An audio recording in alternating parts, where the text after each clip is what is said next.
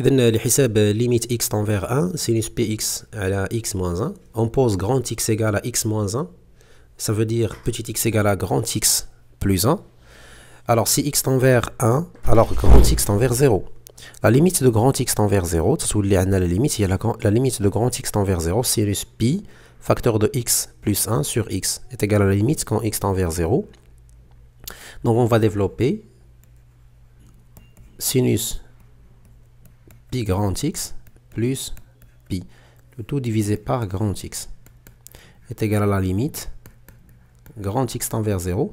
Alors, sinus de pi plus alpha, et il y a moins sinus alpha. Donc, ça fait moins sinus pi grand x divisé par grand x. Alors, on sait que la limite de sinus pi x sur x, il y a pi, donc on a moins pi. La limite suivante,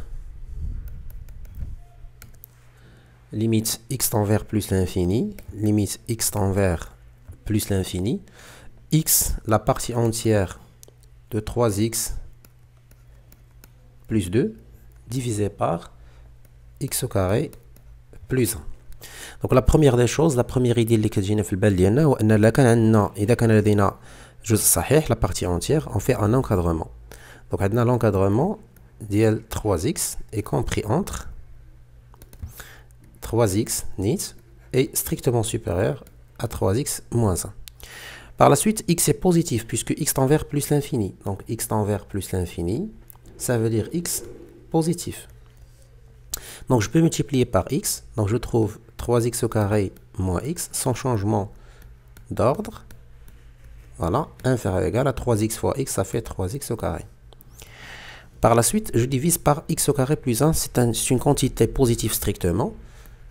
Donc j'ajoute d'abord 2, pardon. Donc j'ajoute 2, la partie entière de 3x plus 2. Donc il n'y a aucun problème pour l'ajout de 2. Donc il n'y aura pas de changement. Voilà, c'est très simple. Alors enfin, je divise la partie entière de 3x plus 2 et je divise par x au carré plus 1. Donc inférieur ou égal, ici inférieur strictement. Il faut respecter ce qu'on a fait au début. Donc c'est 3x au carré plus 2 divisé par x au carré plus 1. Et à gauche, j'écris 3x au carré moins x plus 2 et je divise par x au carré plus 1. Alors, la limite des membres qui sont tout à fait à droite et à gauche au voisinage de plus l'infini. C'est-à-dire limite quand x tend vers plus l'infini de 3x au carré moins x plus 2 divisé par x au carré plus 1 égale la limite quand x tend vers plus l'infini. Donc c'est une fonction rationnelle, je choisis le monome qui a le plus grand degré du numérateur et le monome qui a le plus grand degré du dénominateur. C'est un théorème qu'on a vu au cours. Donc ça fait 3. Après simplification par x carré. La deuxième limite, donc la limite x tend vers plus l'infini du terme qui est tout à fait à droite, donc 3x au carré plus 2 sur x au carré plus 1 est égal à la limite x tend vers plus l'infini. Je choisis la même méthode, donc le monome du plus grand degré, ça fait 3. Donc, limite x tend vers plus l'infini de x, la partie entière de 3x plus 2 divisé par x au carré plus 1 égale 3. Donc d'après le théorème d'encadrement. D'après le théorème d'encadrement. D'après le théorème d'encadrement. Très bien. Ou bien qui se met théorème de gendarme. Alors, je passe maintenant à l'autre limite. Je vous rappelle que c'est un devoir surveillé, devoir à la maison, pour se préparer au premier contrôle du deuxième semestre. Alors la limite x tend vers plus l'infini, x tend vers 0, pardon, racine de 1 plus sinus x, moins racine 1 moins sinus x. Le tout divisé par tangente x, divisé par tangente x. D'abord, c'est une limite voilà, trigonométrique. Donc, il y a des sinus et une tangente. Donc, je trouverai 0 sur 0. Donc, c'est une forme indéterminée. Je remplace x par 0. Je trouve 0 au numérateur et 0 au dénominateur. Donc, que dois-je faire? Je dois multiplier par le conjugué. Donc, le conjugué ici, du numérateur, parce que c'est celui qui contient la racine carrée. Donc, c'est racine carrée de 1 plus sinus x. Après la multiplication par le conjugué, on trouvera une identité remarquable. Voilà. Vous pouvez l'appliquer directement ou bien suivre l'étape que je fais. Alors, d'abord, je multiplie par le conjugué qui est racine de 1 plus sinus x plus racine de 1 moins sinus x. Et je divise le tout par tangente x multiplié par le conjugué qui est 1 plus sinus x plus racine de 1 moins sinus x. Voilà. Donc, je développe suivant l'identité remarquable. X tend vers 0. Donc, la racine de 1 plus sinus x au carré moins la racine de 1 moins sinus x au carré. Le tout divisé par tangente x, racine de 1 plus sinus x plus racine de 1 moins sinus x. Alors, limite, x tend vers 0. Donc, la racine, غتمشي مع الكاري, نفس الشيء هنا. Donc, qu'est-ce qu'il reste? Il reste 1 plus sinus x moins 1 plus sinus x. Je divise le tout par tangente de x, facteur de 1 plus sinus de x, plus racine 1 moins sinus de x. Voilà. Voilà, donc, voilà. Très bien. Donc, je vois qu'il y a des simplifications, 1 et moins 1. Donc, qu'est-ce qu'il reste? 2 sinus x. Donc, 2 sinus x, donc on aura besoin d'un x au dénominateur pour appliquer la limite usuelle. Donc, ça fait 2 sinus x et je divise par x. La même chose, je vais la faire au dénominateur. Donc, je divise la tangente par x. Et je laisse l'autre expression sans changement. Racine de 1 plus sinus x plus racine de 1 moins sinus x. Alors, cette expression tend vers 1. Et celle-là aussi tend vers 1. Et celle-là tend vers 2. Puisque ça 0, 0. Donc 1 plus 1, ça fait 2. 2 sur 2, ça fait 1. Donc cette limite vaut 1. Très bien. La limite suivante, c'est la limite x tend vers pi sur 2. X tend vers pi sur 2. 1 plus cos 2x sur 1 moins sinus de x. Alors, la première idée qui vient en tête, c'est de chercher une factorisation par 1 moins sinus x. Ou bien faire un changement de variable. Donc, nous pouvons faire un changement de variable d'abord. Donc, on pose grand x égale x moins pi sur 2. Alors, petit x sera égal à grand x plus pi sur 2. Alors, si petit x tend vers 0, tend vers pi sur 2, alors grand x tend vers 0. Donc, la limite devient grand x tend vers 0, 1 plus cos 2, facteur de grand x plus pi sur 2 divisé par 1 moins sinus, petit x, ça fait grand x plus pi sur 2 est égal, limite x tend vers 0, 1 plus cosinus 2 grand x plus pi sur 1 moins le sinus de pi sur 2 plus x, ça fait cos x. Donc ça fait cos x.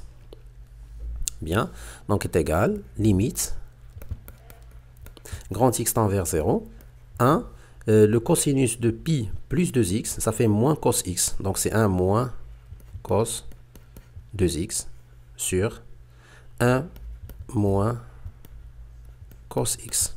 1 moins cos x. Alors, ça fait 1 moins cos x. Donc je réécris ce x-là correctement. Donc, 1 moins cos x. Donc, 1 moins cos 2x. Alors, cos 2x est égal à quoi? Cos 2x, un petit rappel, cos 2x est égal à cos carré de x moins sinus carré de x. Donc, nous pouvons l'écrire d'une autre manière. Ça fait 2 cos carré de x moins 1. Ou bien, ça fait 1 moins 2 sinus carré de x. Donc, il y a 3 manières pour réécrire cos de x. Donc, parce que cos carré, ça fait 1 moins sinus carré. Donc, 1 moins sinus carré, ça fait 1 moins 2 sinus carré. Et le sinus carré, c'est 1 moins cos carré. Ça devient moins 1 plus cos carré. Cos carré plus cos carré, ça fait 2 cos carré. Bien. Donc, ça, ce sont des règles, des propriétés que vous avez vues au cours. Donc, je vais les utiliser. Donc, j'utilise la plus importante ici, c'est celle qui contient le cosinus. Donc, c'est 1 moins. Au lieu d'écrire cos de x, je vais écrire 2 cos carré de x, moins 1, ça devient plus 1. Le tout divisé par 1 moins cos x. Donc ça devient x tend vers 0, 2 facteur de 1 moins cos carré x sur 1 moins cos x. Alors, j'utilise l'identité remarquable. X tend vers 0, ça fait 2 facteurs de 1 moins cosinus de x, facteur de 1 plus cosinus de x. Et je divise le tout par 1 moins cos de x. Alors, je simplifie par 1 moins cos x, 1 moins cos x. Qu'est-ce qu'il reste? Il reste limite x tend vers 0, 2 facteur de 1 plus cos x. Et ça fait 4. Parce que 1 cos de 0, ça fait 1, 1 plus 1, ça fait 2, 2 fois 2, ça fait 4. Et bien, c'est ça la limite de notre... cette limite est égale à 4. Alors, la limite suivante, toujours dans le premier exercice. Alors, j'ai déjà fait la correction de plusieurs limites avant celle que par laquelle j'ai commencé cette vidéo. Donc, vous allez trouver dans le PDF ci-dessous dans la boîte de description. Alors, la limite suivante, c'est la limite x tend vers la limite x tend vers moins l'infini, x tend vers moins l'infini de racine x au carré plus 2x moins racine x au carré moins x. Alors, pour calculer cette limite, bien sûr, on a trouvé une forme indéterminée. Donc, nous devons faire quoi? Nous devons multiplier par le conjugué. Parce que la factorisation par x, on va retomber sur une autre forme indéterminée. Donc nous devons d'abord passer par le conjugué. Donc, je vais multiplier d'abord par le conjugué. Alors, la multiplication par le conjugué nous amène à ça. Donc, x tend vers moins l'infini. Donc, je mets la première racine au carré. Il reste x au carré plus 2x moins x au carré, moins avec moins, ça devient plus.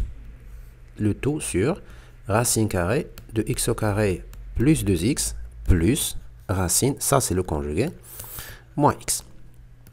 Alors, je simplifie l'écriture au numérateur. Donc, je trouve 3x sur racine carrée plus 2x. Donc, je réécris ça à la page suivante. Ce sera mieux et plus clair. Donc, c'est limite x tend vers moins l'infini, 3x sur, et ici, je vais factoriser par x. Donc, si je factorise par x, j'ai des racines carrées, et x tend vers moins l'infini. Donc, on fait sortir le moins x. C'est pas x, mais le moins x. Donc, j'écris moins racine, et je divise les expressions qui sont sous la racine carrée par x carré. Donc, x carré divisé par x carré, ça fait 1. 2x divisé par x carré, ça fait 2 sur x moins, encore une fois, 1, parce que x carré divisé par x carré, ça fait 1, moins x divisé par x carré, c'est 1 sur x. Et je ferme les parenthèses. Par suite, je vais simplifier par le x. Il me reste moins 3 divisé par, pardon, il me reste 3 divisé par moins racine 1 plus 2 sur x, moins racine 1 moins 1 sur x. Donc, est égal 3 sur 0, 0. Donc, moins 1, ça fait moins 2. Donc, c'est moins 3 sur 2. La limite suivante. C'est la dernière et la plus difficile. Donc, limite x tend vers 0, sinus pi racine carrée de cos x sur x au carré. Donc, est égal. D'abord, quand je remplace, je trouve sinus. Pi racine de cos x. Cos 0, ça fait 1. Donc, pi fois 1. Donc, le résultat de ce qui est entre parenthèses pour le sinus, ça fait 1. Mais ça ne fait pas 0. Donc, on va chercher à le rendre 0. Donc, si je veux chercher à le rendre 0, je dois soustraire un pi. Donc, je vais écrire limite pour retomber dans ce que je cherche moi dans le cours. Dans le cours, nous sommes d'accord que la limite de sinus u de x sur u de x est égal à 1. Bien sûr, c'est u tend vers 0. Alors, mais ici, le u ne tend pas vers 0, mais il tend vers pi. Donc, pour faire cela, donc pour le rendre tend vers 0, donc je peux écrire pi moins pi racine cos x. Donc, j'ai le droit parce que c'est une relation que je connais au cours. Sinus de pi moins alpha, c'est sinus alpha. Voilà, sur x au carré. Alors, par la suite, donc j'écris limite, x tend vers 0, sinus, donc je factorise par pi, donc ça devient 1 moins racine de cos x. Voilà. Donc j'aurai besoin de diviser par la même expression, pi facteur de 1 moins cos racine de cos x, et je vais multiplier par pi facteur de 1 moins racine cos x, le tout divisé par x carré. Donc je reviens ici pour écrire encore mieux. Donc x tend vers 0, sinus de pi facteur de 1 moins racine cos de x sur pi facteur de 1 moins racine cos x fois pi fois 1 moins racine, donc je vais multiplier par le conjugué. Ça devient 1 moins cos x sur x au carré fois le conjugué qui est 1 sur 1 plus racine de cos x. Voilà. Donc les trois expressions ici, la première tend vers 1, celle-là. Donc il tend vers 1. Celle-là tend vers 1 demi. Et celle-là tend vers 1 demi aussi. Donc, je trouve 1 fois pi fois 1 demi fois 1 demi. Le résultat final, c'est pi sur 4. L'exercice, toujours l'exercice 1, donc la question 2. La question 2, soit A, B, C. Donc A, B, C. Des mesures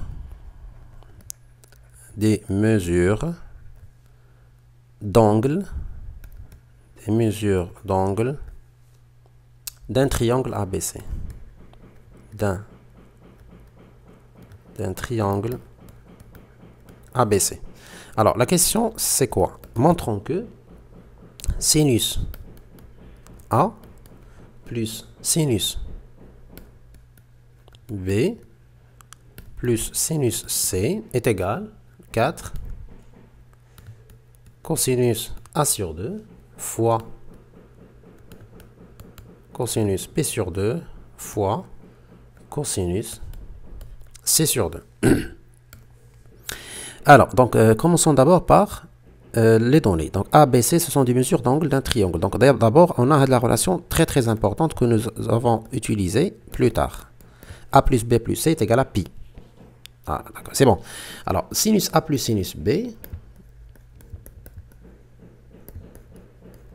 nous pouvons la rendre comme un produit en utilisant les formules de transformation vues dans le cours de trigonométrie.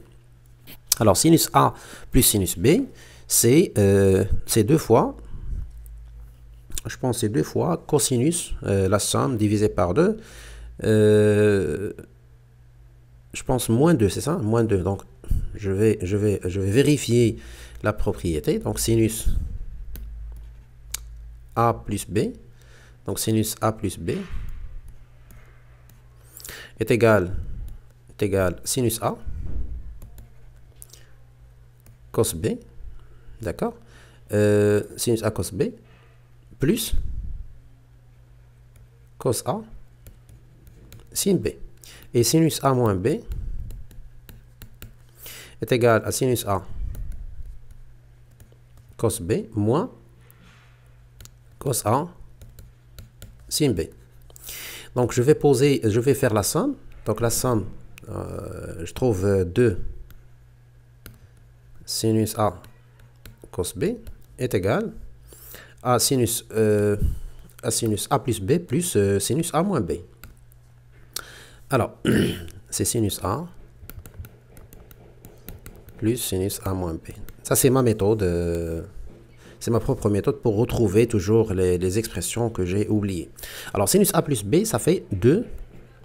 Donc, A plus B, je peux la poser P. Hein, et A moins B, je peux la poser Q. Donc, je trouverai que A, c'est P plus Q divisé par 2. Et B, c'est P moins Q divisé par 2. Donc, ça, c'est cosinus. Ça, c'est sinus fois cosinus. Donc, sinus fois cosinus. Sinus, la somme divisée par 2, fois cosinus, la différence divisée par 2. Donc, ça, c'est sinus A plus B divisé par 2, fois cosinus A moins B divisé par 2. Alors, ça fait 2. Sinus de A plus B divisé par 2. Sinus de A plus B divisé par 2. A plus B, ce n'est que P moins C. Donc, ça, c'est d'après la relation A plus B plus C est égal à pi. Donc, ça veut dire que A plus B, c'est pi moins C. Donc, c'est ça ce que je vais faire maintenant. C'est pi sur 2 moins C sur 2. Fois cosinus A moins B divisé par 2. Alors, est égal à 2. Donc, le sinus de pi sur 2 moins alpha, c'est cos alpha. Donc, c'est cos C sur 2 multiplié par cos A moins B sur 2. Donc, on va ajouter maintenant le sinus de C. Donc, sinus A, d'où sinus A plus sinus B plus sinus C est égal à 2 cos C sur 2 fois cos A moins B sur 2 plus sinus C. Donc, ce sinus C, je peux l'écrire en fonction de C sur 2.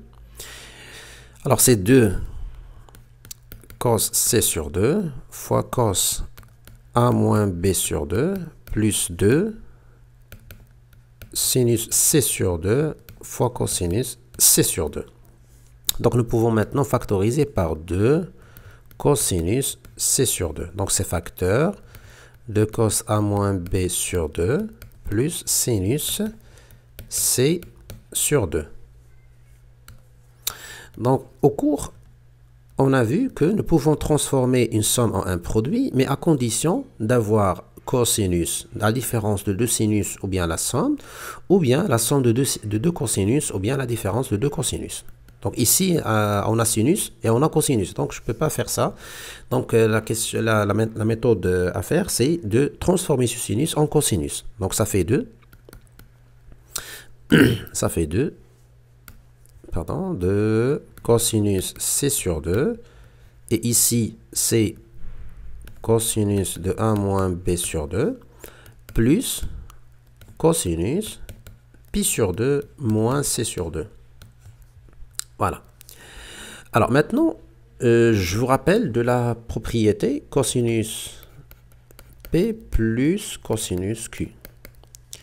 Donc, ça fait 2 cosinus la somme fois cosinus la différence divisé par 2. Donc, ça fait 2 cosinus P plus Q divisé par 2 fois cosinus P moins Q divisé par 2. Donc, c'est ce que je vais appliquer maintenant. Donc, est égal 2 cosinus C sur 2 fois 2 cosinus, la somme ici, ça fait A moins B plus pi moins C divisé par 2 divisé par 2. Ça devient divisé par 4 fois cos. Maintenant, la différence A moins B moins pi plus C divisé par 4. Divisé par 4. Voilà. Donc, est égal 2 cosinus C sur 2. Donc, le 2 fois 2, ça fait 4. Donc, directement, j'écris 4. Alors, fois cosinus A moins B moins C. Donc, attention, A plus B plus C est égal à pi. Donc, pi moins B moins C est égal à A. Alors, pi moins B moins C est égal à A. Donc, je peux changer moins B plus pi moins C par A. Donc, ça devient A plus A divisé par 4 fois cos. La même chose ici par C. Alors, A moins B moins pi, A moins pi, A moins pi, pardon, donc je veux chercher A moins pi plus C, hein, plus C est égal à quoi? Est égal à moins B, parce que j'ai déplacé seulement le B de l'autre côté, et j'ai déplacé le pi du premier côté. Donc, il me reste